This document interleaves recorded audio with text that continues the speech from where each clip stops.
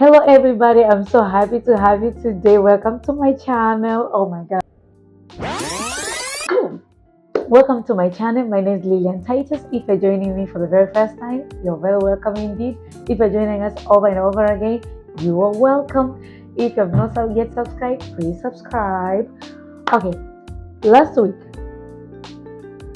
we talked about emotions and about how emotions are affecting our whereabouts, how emotions affect how we act and how we react to things, and that our emotions, they don't happen to us, the emotions happen through us. That meaning that we have a control of our emotions. We can control how we act to the world. We can control how we show up to the world. The world doesn't show up to us, we show up to the world. So as we're talking about our topic today, that of procrastination, how did you find yourself procrastinating? I am very a cheerleader of people who want to know the core of existing of their habit of who they are than just trying to fix themselves. That's why we have a lot of people that they are victims in the world right now that we are living. People, they have full membership of counselors, of therapists. I'm not rejecting counseling, and I'm not ignoring therapy. I know the role of therapy in people's life, but you're not supposed to be for a forever victim.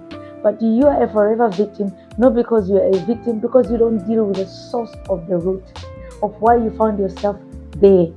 You are dealing with triggers. You're just trying to normalize your trigger. You just want to deal with them, so that you can just feel a sense of being okay. Can you just take a moment and say, like, I want to know why am I acting this way, so that I will not become this way again? It is very possible to do that, and that's why we are having this video today. Please watch this video until the end, because it will definitely awake something in you. Let's go. Procrastination has become something which is very affecting most of the people. They're affecting relationships, they're affecting families, they're affecting corporate groups. It's affecting our vision, our dreams. It's because there's one way or another we procrastinate. Maybe you click this video because you're a procrastinator, or maybe you think you are a procrastinator, or maybe it's for the friend, or maybe it's because you just want to learn, for the benefit of learning. All of the above. There's something you gain from this video. And I want you to understand one thing, that most of people are procrastinators. They don't want to be procrastinators, but they just found themselves they cannot stop being a procrastinator. By definition, procrastination is the act of delaying or putting off of task, until the last minute or even after deadline. I love one scientist said. He said that procrastination is when we avoid a task we said we would do with no specific reason, and accepting that our behavior can lead us to negative consequences, but still we choose to do it.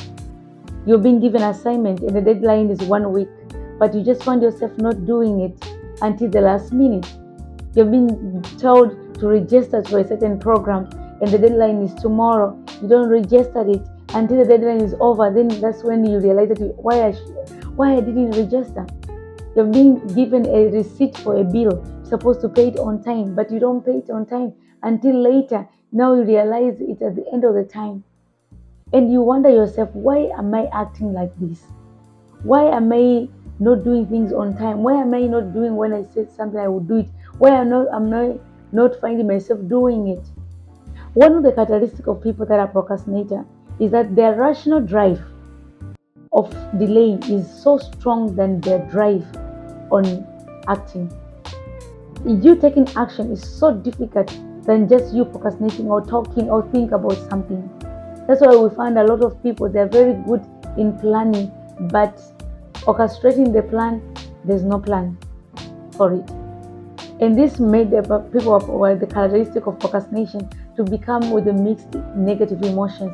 They found themselves with a lot of criticism in their mind, feeling of shame, feeling of a failure, feeling that they hate themselves because they know they're supposed to do something.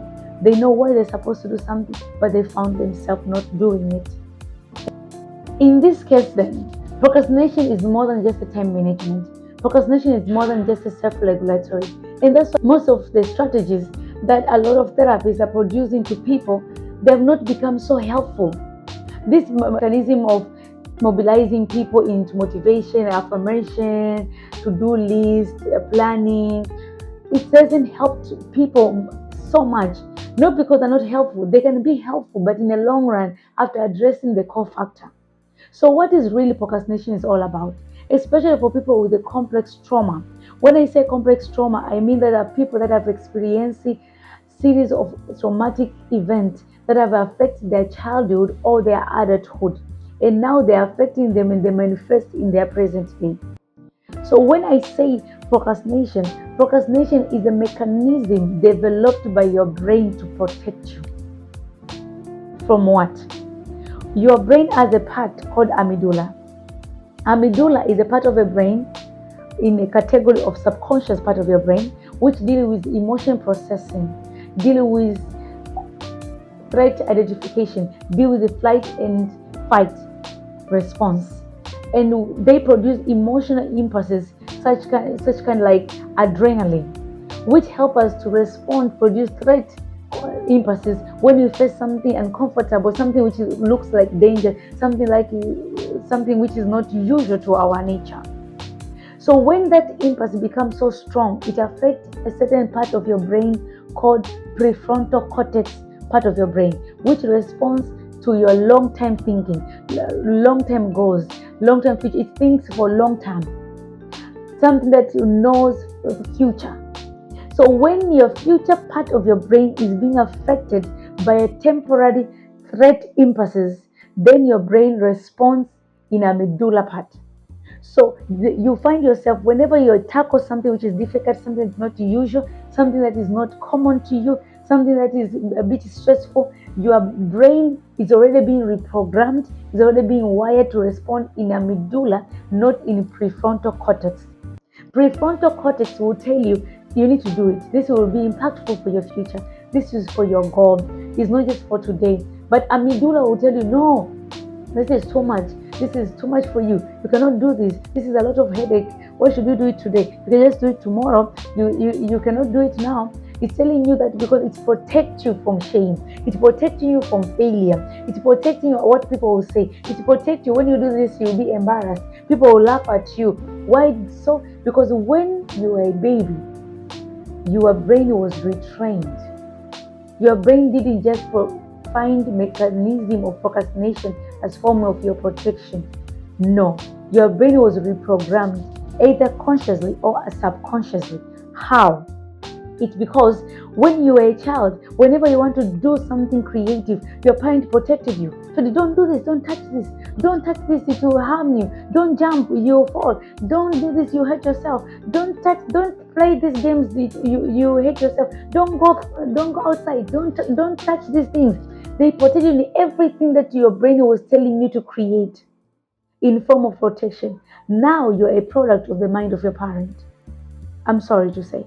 But most of the time, things that we are doing is things that our parents allow us to do, not things that our brain were able to do. So we find ourselves, whenever we tackle things that are hard, we hear the voice of our mothers, of our fathers, not their sounding.